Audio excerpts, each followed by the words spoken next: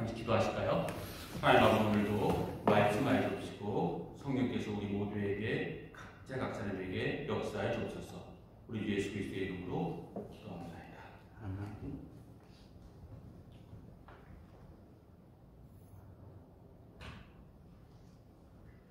어제 장례식장에 다녀왔습니다. 말씀을 드릴까 말까 고민하다가 이 말씀을 드리는 것이 우리에게 더욱더 유익하겠다 생각이 들어서 말씀을 드립니다. 근데 어저께 토론토 북쪽으로 장례식장에 갔다 오면서 생전 처음 캐나다에서 겪는 경험을 했습니다. 갔더니 장례식장에 마스크를 쓰는 것은 또 손세정기를 쓰는 것은 기본이고요.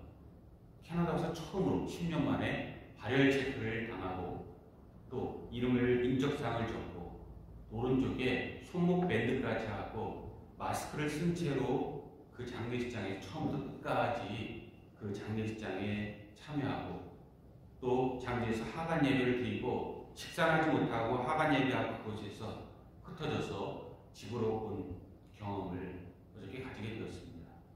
참 대단한 그런 코비드-19의 그런 위력을 다시 한번 실감할 수밖에 없는, 아직도 끝나지 않은 전쟁이 우리 옆에 있다는 것을 다시 한번 느끼는 그런 시간을 가졌고, 언제 이것이 끝날까라는 그러한 우리 가운데 질기도록 붙어있는 이 코비드-19의 그 어려움을 다시 한번 돌아보는 그런 시간을 갖게 되었고, 참 세상이 화창하고 아름다울 것 같지만 이 세상이 정말 장난이 아닌 것으로 흘러가고 있구나 라는 것을 다시 한번 깨닫게 되었습니다.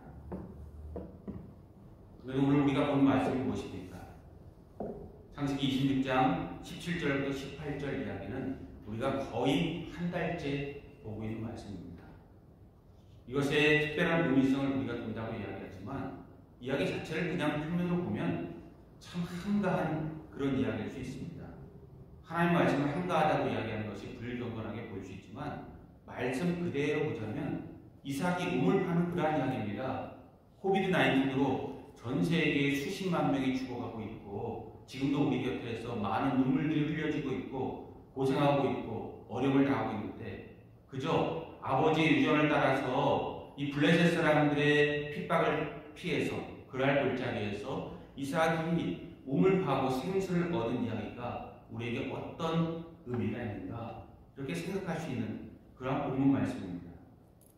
그러나 모든 것은요, 하나님의 구원의 깊은 경륜은 늘 우리 이상이라는 것을 기억하실 수 있기 바랍니다. 그리고 특별히 하나님 말씀 중에서 단순해 보이는 그러한 말씀, 어떤 면에서는 단 한 번 등장하는 말씀이라도 우리에게 생명의 말씀으로 무대가 있는 말씀은 반드시 기억하고 마음에 새기실 수 있기를 바랍니다. 그러므로 저는 이 말씀이 우리에게 꼭 이 2020년 6월 우리에게 주시는 말씀이라고 믿습니다. 그리고 이 말씀을 여러분들 마음을 받아서 주님의 역사를 함께 동참할 그런 준비를 하시기 바랍니다. 거듭 말씀드리지만 하나님의 모든 역사는 우연이 없습니다. 우연을 가장한 필연은 있을지 몰라도 우연은 없다는 것을 기억하시고 하나님께서 이 역사 가운데 분명히 어느 시대나 역사에 하나님의 구원의 역사를 이룰 때가 있는데 그때 하나님의 구원의 역사의 공통점은 하나님께서 직접 역사하시는 구약의 역사보다 신약의 역사는 하나님의 사람들을 쓰신다는 것입니다. 권사님이나 집사님들, 저희 가족, 우리 모두도 우리 장로님과 우리 집사님과 권사님과 우리 청년들까지 주님의 그릇으로 쓰임받을 준비를 하시기 바랍니다. 금그릇이건 은그릇이건 질그릇이건 어떤 것에 달란트가 있건 하나님은 개의치 않으십니다.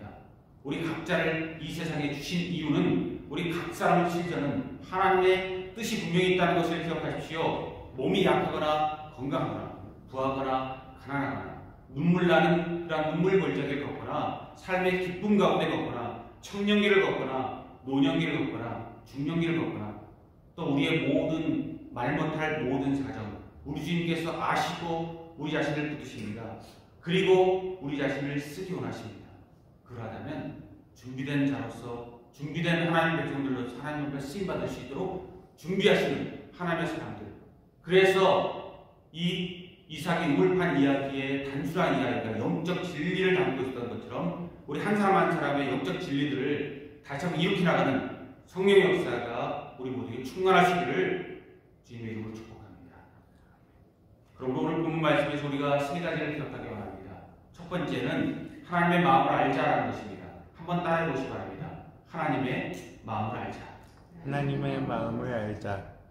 단순한 이야기 같지만 오늘 본 말씀을 저도 한 달 동안 묵상하면서 이삭이 왜 우리에게 영적 의미성을 가지고 있을까? 이삭이 우물 파는 이야기, 아브라함을 기약한 이야기, 그리고 블레셋의 모든 방해를 이겨내고 생수를 얻은 이야기가 왜 우리에게 중요할까? 그리고 왜 이삭이 하나님의 축복을 받고 우리 모두의 기본이 되어야 될까? 라는 것을 묵상하다가 하나님의 마음을 알자라는 말씀을 하나님께서 우리 모두에게 주신다라는 그런 하나님의 음성을 듣게 되었습니다.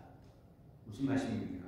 오늘 본문에 나오지 않은 그러한 이야기지만 저는 이삭이 하나님께서 함께 하시고 성령의 역사가 임할 수밖에 없었던 이유는 그가 아버지를 기억한 것도 아니고요. 우물을 잘 파서도 아니고요. 기억력이 특별해서도 아니고 그는 하나님 아버지의 마음을 알았기 때문이라고 저는 믿습니다. 황망한 가운데 자기 땅도 아닌 블레셋 땅 가운데 이제 그것이 와서 그 무엇인가 조금 번창할 것 같은 그런 시기에 블레셋의 왕을 비롯한 모든 고관 대작과 그 백성들의 그 비난의 화살이 된 이삭이 할 수 있었던 일, 그리고 이삭이 그 가운데에서 행했던 모든 그런 행보들을 보면 우물을 판다는 것은 사실 어울리지 않습니다. 그러나 그는 그들과 맞서 대항하지 않고 말씀드린 것처럼 다른 일을 도모하지 않고 다른 할 일을 찾지 않고 하지 말아야 될 일, 그가 끊어야 될 모든 일, 하나님 외의 모든 것을 끊고 하나님만 믿고 아버지에게 주셨던 축복을 믿고 우물을 파고 그 가운데 생명의 근원을 얻었다라는 이야기는 그가 이삭이 우리에게 주는 우물판 이야기로 이삭 이야기는 창세기 말씀 보면 처음부터 끝까지 이삭 이야기는 사실이요. 우물판 이야기 외에 그에게 특별한 그러한 특징이 없다라고 해도 과언이 아닌데 그가 그럼에도 불구하고 하나님께 늘 나는 아브라함 하나님이요 이삭의 하나님이요 야곱의 하나님이다. 늘 살아계신 하나님을 강조할 때 이삭이 등장하는 이유는 저는 그가 하나님의 마음을 분명히 알고 있었고 하나님의 마음으로 그를 채웠기 때문이라고 저는 믿습니다. 그러므로 저와 여러분 이 시대적인 그런 모든 아픔에도 불구하고 세상의 모든 것을 바라보지 아니하고 하나님만을 바라보고 하나님과 함께 모든 것에 대한 답을 내고 모든 인생의 길을 걸어가서 인생의 의미를 하나님 앞에 증명해 보이실 수 있길 바랍니다. 저에게도 아니고요. 우리 자신에게도 아니고 하나님 앞에 증명해 보일 수 있는 그런 삶들을 살 수 있길 바랍니다.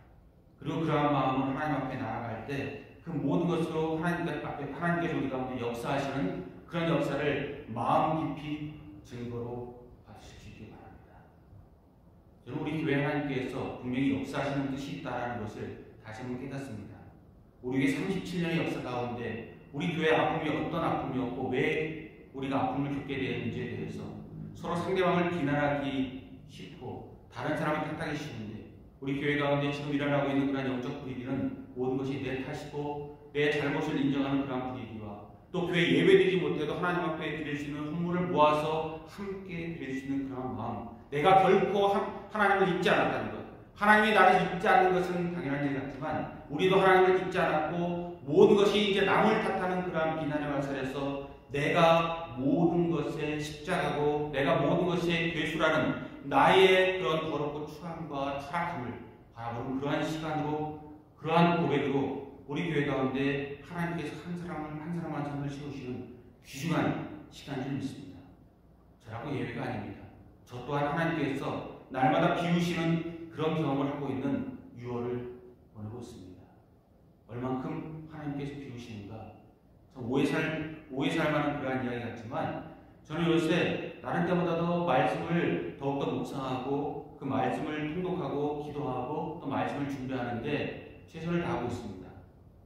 다른 것에 할 일이 없고 다른 것에 집중할 수 없는 그런 상황이기 때문에 더욱더 하나님께서 말씀으로 몰아가지만 이 모든 말씀 가운데 더욱더 그렇지만 저를 더욱더 당황하게 만든 것은요. 토요일 저녁까지 하나님께서 말씀을 준비하게 하시고 저는 주일날 우리가 12시에 모이니까 아침에 일어나서 마지막 공부를 주일날 아침에 정리하는 편인데요. 요새 아침마다 일어나서 책상 앞에 앉아서 말씀을 준비하면 2시간 이상을 앉아있음에도 불구하고 하나님께서 한 줄도 쓰지 못하게 하시는 그런 경험을 수주째 겪고 있습니다. 오늘 제가 말씀을 정리해서 가져온 것이 있지만 이것도 완성된 그러한 하나님 말씀의 원고라기보다 하나님께서 주신 여러 가지 그 단상들과 제 모든 경험들을 적어놓은 그런 것에 불과하다는 것입니다. 하나님께서 한 줄도 쓰지 못하게 하고 여러분 앞에 서게 하는 것은 목사로서 설 수 없는 상상도 하지 못할 그러한 일이지만 제가 다시 한번 깨닫는 하나님의 마음은요, 정말 철저하게 내 생각이 아니라 나의 생각을 너와 계신 모든 분들과 나누도록 해라 라는 그러한 마음으로 봤습니다. 그렇습니다, 여러분. 저와 여러분이 하나님의 마음을 받으시는 하나님의 마음을 알자라고 말씀드렸는데 하나님의 모든 말씀을 볼 때 하나님의 마음을 받아서 성령께서 우리 가운데 역사하시는 그 은혜를 깊이 느껴서 성령의 은혜로 더욱더 하나님과 함께 동행할 수 있기 바랍니다. 철저히 자기를 낮추라 라는 것은 어디까지 낮추라, 어디까지 낮춰야 되는가 라는 것에 대해서 이야기할 때 오스왈드 챔버스가 주님은 나의 최고봉에서 멋진 말을 남긴 적이 있습니다. 그분이 이야기합니다. 내 자신을 비우는 것이 어느 정도까지 비울 때 하나님께서 기뻐하시는가?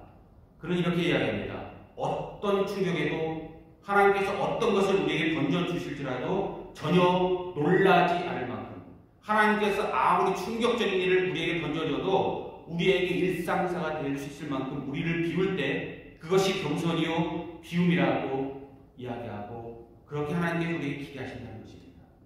여러분 어떤 문제가 우리에게 다가오더라도 그 문제로 흔들리지 않을 수 있는 그런 겸손, 그런 은혜, 하나님에 대한 믿음으로 이루는 역사로 그 모든 하나님의 역사가 우리 가운데 이루는 성령의 바람과 함께 하실 수 있기 바랍니다.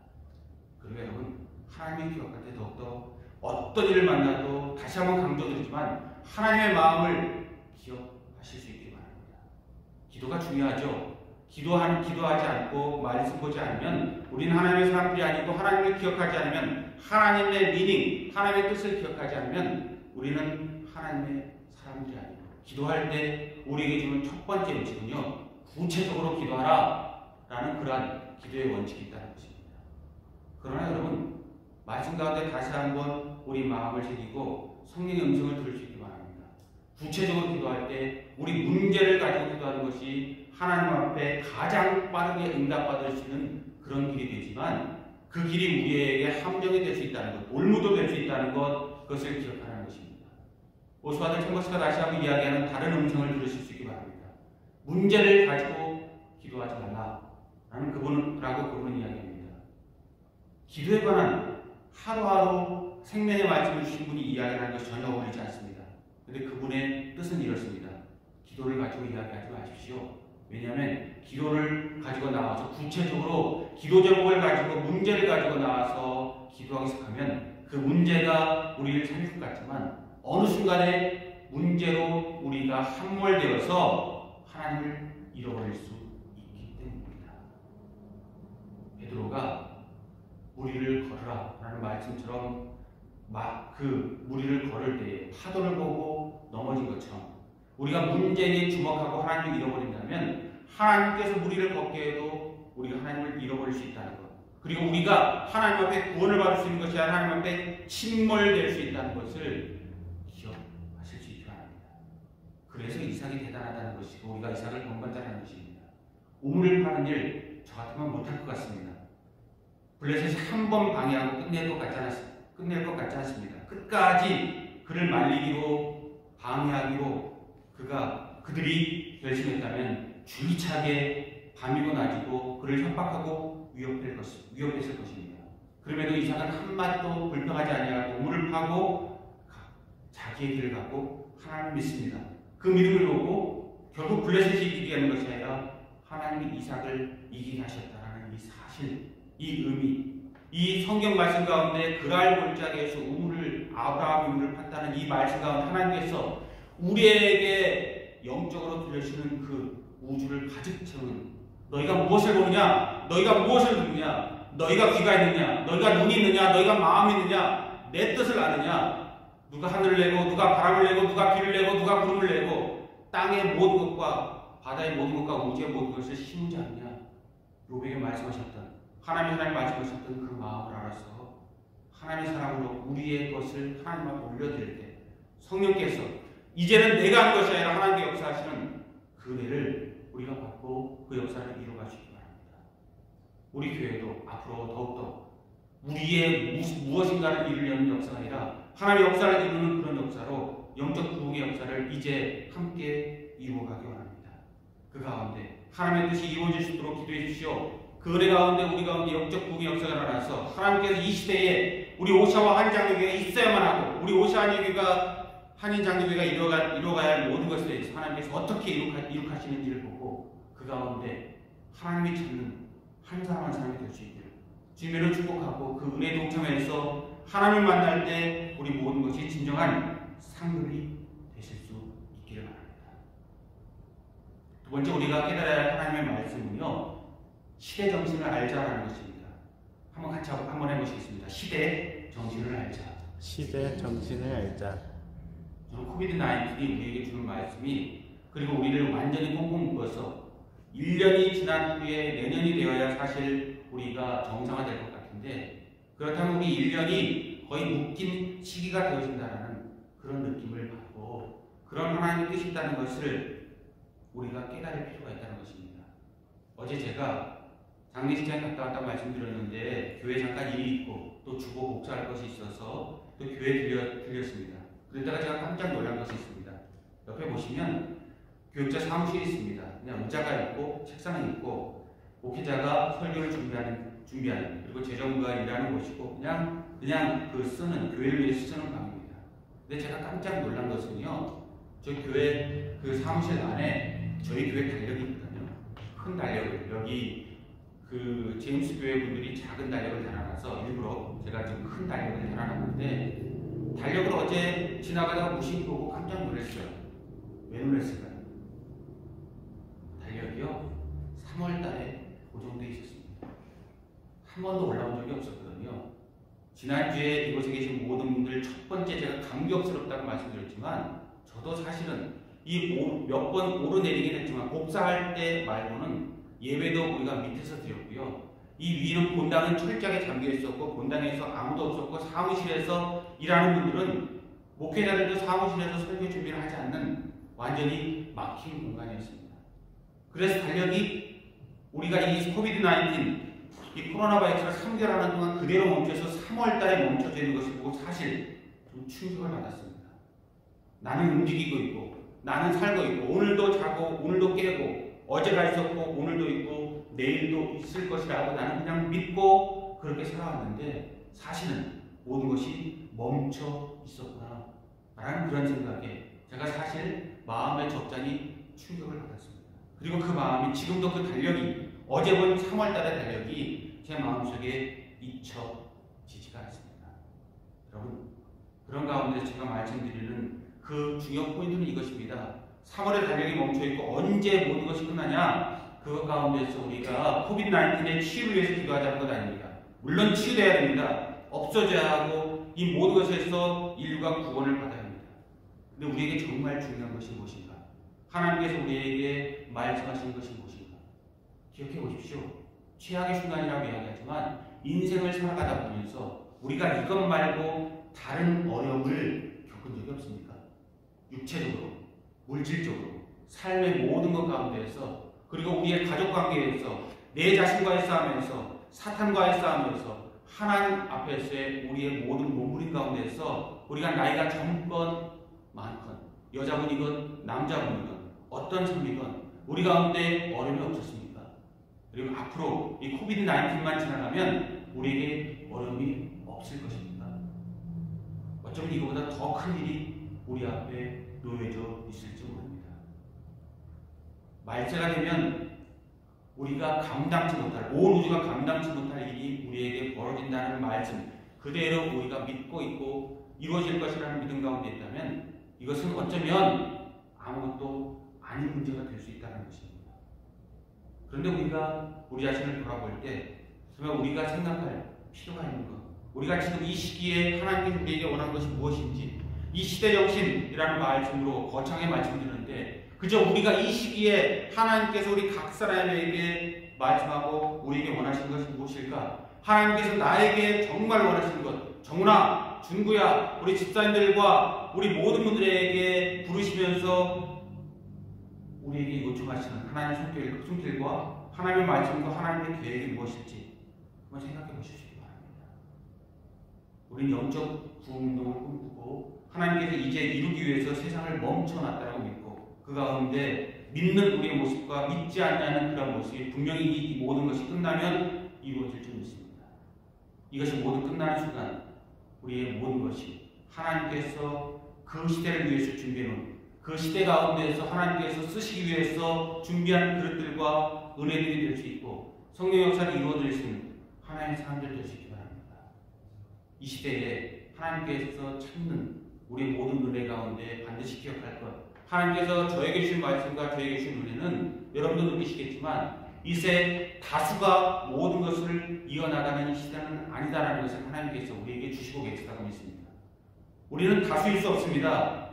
우리가 이렇게 뚝뚝 떨어서 예배드리는 것도 이 디스턴스 거리를 두고 예배드리는 것도 어쩔 수 없는 그런 상황이고 이것은 이 코로나 바이러스가 끝나도 한참 우리 가운데에서 지켜져야 할 그러한 이제는 버릴 수 없는 룰, 진리처럼 우리 가운데 되었고 누구나 다 이것을 지키는 그러한 시기를 우리가 보내게 될 것입니다. 그래서 우리는 다수가 함께하지 못하고 그 이전과 이후가 분명히 다를 것입니다. 그런데 우리에게 주시는 그런 말씀 가운데 저는 다소 엉뚱한 생각을 해봅니다. 누구든지 두세 사람이 내 이름으로 모인 곳에 내가 함께 하겠노라. 하나님은 한 명을 하나님 앞에 기억한 하나님의 기억한 한 명을 잊지 않고 한 명을 통해서 각기 우리 한 사람 한 사람 통해 역사를 우리 지금 이 시대에 이뤄가고 있다는 그 하나님의 음성을 들을 수 있는 저와 여러분. 그래서 10사람이 이루는 것, 과거에 1000사람이 이루는 것을 우리 한 사람 한 사람이 이루길 바라시는 하나님의 뜻과 만날 수 있기 바랍니다. 우리가 얼마 전에 오순절 예배로 성령 강림주일을 우리가 5월달에 지나지 않았습니까? 그때 사도행전 2장을 보면 성령께서 마가의 다락방에 임재하면서 12사도는 물론이고요. 하나님의 사람들에게 거듭거듭 성령의 바람을 부어넣어서 성령의 부흥운동이 일어나게 되었고 그 말도 많고 탈도 많았던 베드로가 성령에 충만하여서 하나님 말씀으로 그가 설교하였을 때에 3,000명이 회개하고 돌아온 역사를 사도행전 2장에서 우리는 오순절 베드로의 설교로 그 유명한 설교로 우리가 만나게 됩니다. 근데 여러분 오해하지 말고 들으실 수 있기 바랍니다. 너도 오해하기 쉬운 그런 말씀이지만 제 말씀의 핵심을 들여다보시기 바랍니다. 그때 3,000명이 회개하고 하나님 앞에 돌아왔다고 이야기합니다. 어느 주석서를 보면 그 사람들은 예수 그리스도를 십자가에 못 박으라고 외치던 사람들 중에 한 명이었을 것이다 이야기하고 설득력이 있습니다. 왜냐하면 이미 믿은 사람들이라면 회개하고 돌아올 이유가 없기 때문입니다. 그리스도인이 아니기 때문에 베드로의 말씀, 성령 충만한 말씀을 두고 돌아왔다라고 성경이 이야기하는 것을 우리가 받기가 않는 것이 논리적으로 합당합니다. 그런데 여러분, 그 3,000명이 회개하고 돌아온 이후에 교회사 가운데 어떤 족적을 남겼는지 말씀 가운데 만나보신 적 있습니까? 베드로의 설교를 받고 변화받고 하나님의 사람들이 3,000명이 그 이후에 어떤 일을 했을까? 물론 교회들마다 그리고 또 세계 선교를 위해서 그분들이 거점 역할을 했고 그분들이 각 가정 교회를 이루어서 하나님의 나라를 이루는 초석들이 됐겠죠. 그러나 3,000명이 그 이후에 어떤 역사를 이루었는지 특별히 하나님의 구원 사역을 위해서 어떠한 성경의 그러한 반전들을 일으켰는지 성경에서 기록한 것을 저는 본 적이 없습니다. 여러분 제가 말씀드린 요점은 그것입니다. 우리가 하나님 은혜 가운데 우리는 늘 여러 가지 핑계를 주기에 우리가 굉장히 익숙해져 있다는 것입니다. 남을 비판하는 일, 그래서 나를 높이는 일에 우리는 익숙해져 있습니다. 다른 사람을 짓밟고 올라서야 내가 설 수 있다는 적자생존과 또 경쟁사회에서 내 모든 모습이 어느덧 우리의 습관이 되고 우리의 본능이 되고 당연한 일이 되었습니다. 그리고 어떤 일이 잘 될 때면 모두가 다 합류하게 되지만 모든 일이 어렵게 되면 한 사람 한 사람 빠져나가게 되고 그 모든 일은 끝났다라고 선포하게 되어져 있다는 것입니다. 그리고 그 모든 것은 당연한 일처럼 우리가 이야기합니다. 그러나 성령의 역사는 어떻습니까? 성령은 그렇게 우리 가운데 역사를 이루기도 하지만 아니다라고 이야기하실 때가 분명히 있다는 것입니다. 850대 1로 엘리야와 바알과 아스라의 선지자들이 싸웠을 때도 마찬가지입니다. 850명이 이기는 것이 다수의 법칙에 맞을 것입니다. 그러나 엘리야가 이기고 바알의 무릎 꿇지 않은 7,000명이 있었다는 것, 그리고 기도원에 300용사가 있었다는 모든 것, 그리고 선교사에도 보면 중국이 철저하게 기독교를 눌러서 기독교가 죽었다라고 생각하는 그 시점에 교회가 중국이 개방되었을 때 진정한 교회들이 살아있어서 모든 사회에게 충격을 주었다라는 모든 사실 가운데서 기억할 것이 분명히 있습니다. 하나님의 사역은 숫자에 개의치 않고 하나님 모든 사역은 하나님 앞에 헌신하는 자들과 더불어서 이루어지게 되어져 있다는 것입니다. 3,000명이냐 3명이냐 그것이 중요하지 않다는 것입니다. 여러분 3,000명이면 이룰 수 있다고 이야기해요. 우리 교회도 1,000명, 3,000명이 되면 온 세상 위에 쓰임받을 수 있을 거야. 3,000명을 이루고 나서 우리 교회가 온 우주에, 온 지구에 캐나다의 중심 될 수 있을 거야. 기도하고 이 모든 것을 우리가 이루기 위해서 열심을 다할 것입니다. 그러나 여러분 3,000명이 되면 이룰 수 있을 거야 라는 우리의 그 고백 가운데 함정이 있다는 것 여러분 기억하셔야 됩니다. 3,000명이 되면 이룰 수 있는 그 일을 3명 갖고는 못하는가? 그것을 기억하실 필요가 있다는 것입니다. 무엇이 문제일까요? 3,000명과 3명, 3,000명이면 이룰 수 있는 일을 3명으로 할 수 없다라고 믿는 우리의 믿음이 있다면 논리적으로는 허점이 없을 것 같지만 우리가 하나님의 사람이라면 가장 큰 논리 허점을 우리는 마음속에 깨달아야 한다는 것입니다. 우리의 논리 허점이 무엇일까요? 영적 논리와 3명과 3,000명을 비교할 때 3,000명보다 귀한 3명을 우리가 놓치지 말아야 할 영적 진리의 중요성은요, 바로 우리에게 놓여져 있지 않습니다. 하나님의 능력을 우리가 경시하고 있다라는 그런 마음을 저와 여러분은 품으셔야 합니다. 하나님이 3,000명 갖고 이룰 수 있는 역사가 있다면 하나님이 3명 갖고 일을 못하신다 라는 것은 하나님의 대한 모독 아닙니까? 우리가 이것에 몇 명이 있습니까? 우리가 지금 7명이 앉아 있습니다. 7명이 이룰 수 있는 그러한 일이 7,000명보다 못하다라는 것은 우리에 대한 모독이 아니라 하나님에 대한 모독일 수 있다는 것입니다. 그리고 어느 시대나 하나님은 하나님의 작은 교회에서, 작은 소수에서 성령의 역사들을 늘 이루어갔다는 것입니다. 그러하다면 하나님께서 귀하게 내가 어디 있느냐 우리를 부르시고 우리를 쓰시고 자실 때 하나님의 자비와 긍휼을 온 세상 위에 덮으려고 하실 때 그 모든 역사 가운데 쓰임받는 하나님의 사람들 되실 수 있기를 바랍니다. 그래서 세 번째 우리가 기억할 것은 하나님의 사람들이 되자라는 것입니다. 한번 따라해 보십시오. 하나님의 사람들이 되자. 하나님의 사람들이 되자. 1839년에 스코틀랜드 던비 지방에 부흥운동이 일어났습니다. 두 사람이 주도적인 역할을 했습니다. 로버트 맥케인 목사님과 윌리엄스 번즈 목사님입니다. 근데 참 놀라운 것은요, 두 분이 그렇게 오래 목회하지 못했습니다. 로버트 맥케인 목사님은 10대 때 그 게임과 춤과 오락에 빠져서 그 보통 10대처럼 지내다가 18살에 형이 죽는 경험을 하고 그 다음에 하나님을 만나서 하나님의 사람이 되어서 목회 전쟁에 뛰어들었습니다. 그리고 그가 스코틀랜드 던디 지방의 부흥운동의 선두주자가 돼서 거의 200년이 지난 지금도 그분의 이야기가 전설적으로 우리에게 들려옵니다. 근데 그분은요, 그가 신우했던 교회에서 7년밖에 신우하지 못했습니다. 29살에 병이 걸려서 하나님의 부르심을 받았기 때문입니다. 7년. 그리고 그가 목회한 그 던디지방에서는 거의 4년 이상 그가 목회하지 못했습니다. 건강 때문에 몇 년 쉬었고요. 그 가운데 앞에 2년과 뒤에 몇 년, 그리고 편지로 그 모든 사람들에게 격려했을 뿐입니다. 그리고 그 잠시 병가로 비운 그 교회를 1, 2년 정도 지켰던 윌리엄스 번즈 목사님은요, 1년, 2년밖에 하지 못했지만 그분이 기도운동의 초석을 일으킨 그분으로 인해서 합쳐도 10년이 되지 못하는 두 분의 역사로 스코틀랜드 구운동이라는 그 역사 가운데 우리는 하나님의 음성과 우리 향한 하나님의 뜻을 만날 수 있기를 바랍니다. 그분은 철저하게 기도했고 하나님 앞에 드려지고 하나님의 은혜를 간구했습니다. 그래서 그분들을 기억할 때 어떤 목사님은 이 레키 목사님에 대해서 이야기할 때 레키 목사님이 강단에 올라서면 말씀을 하기도 전에 사람들에게 울음바다가 되고 성령의 역사가 일어났다라는 그런 회고록을 적어서 그분에게 헌정한 적이 있습니다. 왜일까요? 한마디도 하지 않았는데 왜 맥케이 목사님이 단에 섰을 때 스코틀랜드의 성령의 역사가 임하게 됐을까? 그분이 적기를 바로 맥케이 목사님이 얼마나 하나님과 함께 했는지, 시내산에서 모세가 하나님과 함께하기 위해서 노력했던 그 모습, 얼굴의 강체로 수건을 가렸듯이 하나님과 함께했던 그 마음을 성도들이 느꼈기 때문에 그분들이 그리고 올라오는 그 순간 하나님의 철저하신된 맥케이 목사님을 봤을 때 눈물이 흐를 수밖에 없고 성령의 역사가 일어나게 되었다는 것입니다. 저는 그것이 옳다고 믿습니다.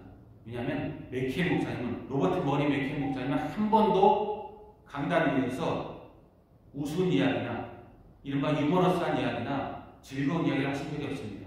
형의 죽음으로 쇼크를 받아서 이 세상에서 필요한 하나님의 역사 가운데 장중한 하나님의 진리를 깨닫고 나서 그가 형이 죽은 후 1년 후에 하나님을 만났는데 그가 결심한 것은 그것이었습니다.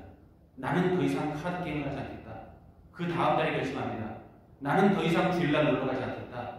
마지막 그 다음 달에 결심합니다. 나는 다시는 춤을 추지 않겠다. 라고 이야기하고 그렇게 삽니다.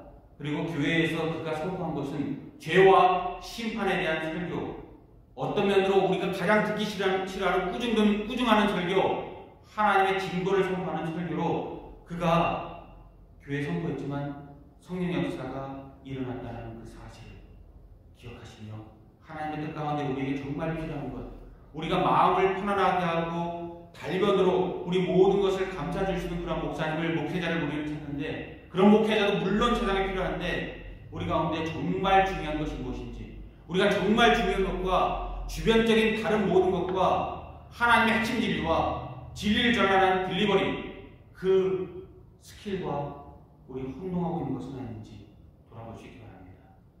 저를 인정해달라는 것이 아닙니다. 우리 마음 가운데 가장 중요한 것이 무엇인지를 돌아보는 그런 삶을 살기 바랍니다.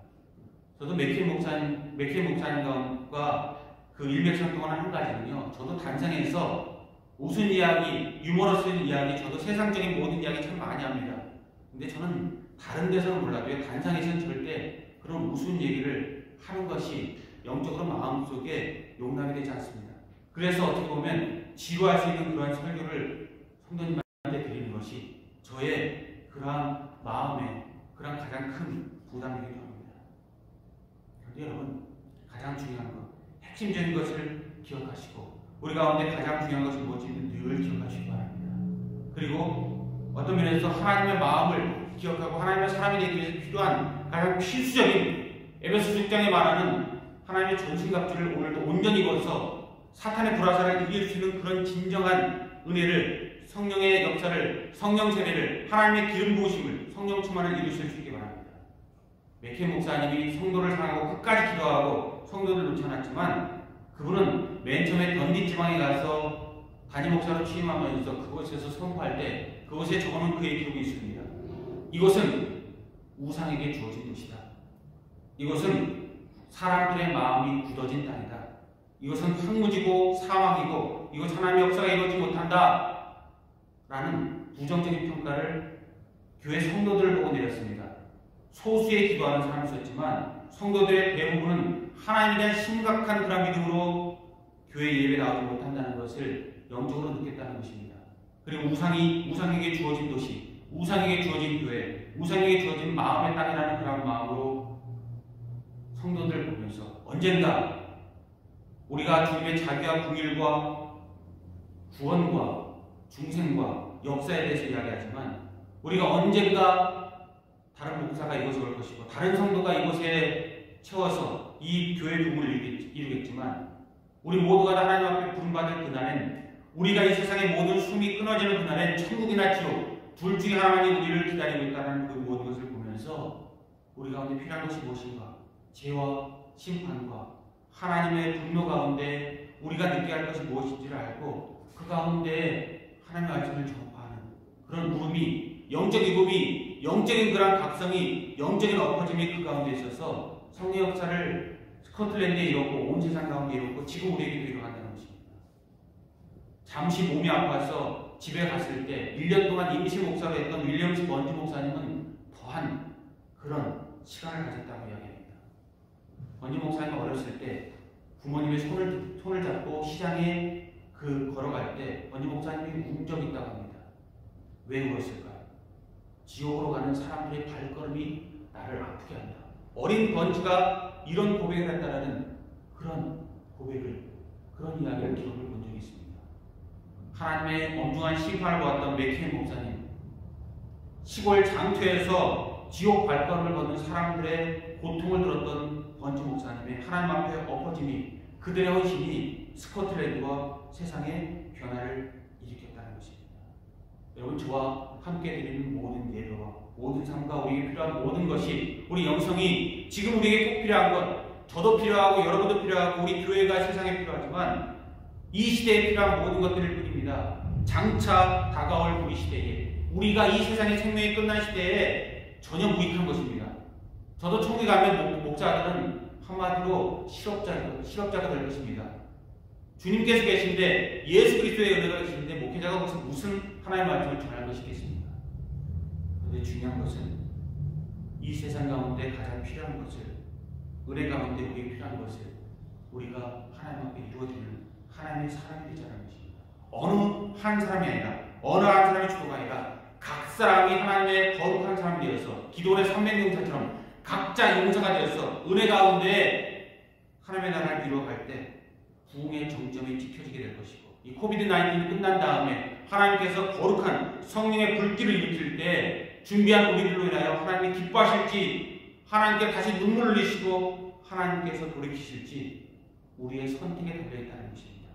여러분, 철저하게 주님께서 어떤 것을 우리에게 줄지라도 무너지지 않길 바랍니다.